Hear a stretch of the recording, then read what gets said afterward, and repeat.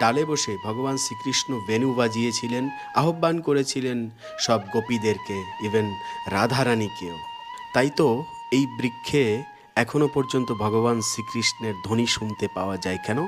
ভগবান শ্রীকৃষ্ণ তার চরণ কমল রেখেছিলেন যে বংশী বাজাতে বাজাতে বটের বৃক্ষের উপরে, তা থেকে তো ধ্বনি নির্গত হবেই, তাই না? এর ফলে সখারা একসাথে এই ভান্ডির বনে খেলাধুলা করতেন।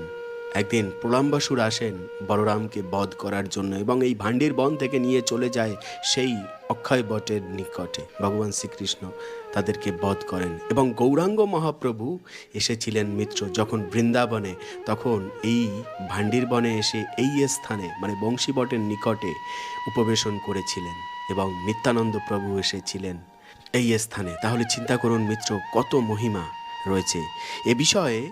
বরাহ পুরাণেও মিত্র খুব সুন্দর একটি শ্লোক রয়েছে।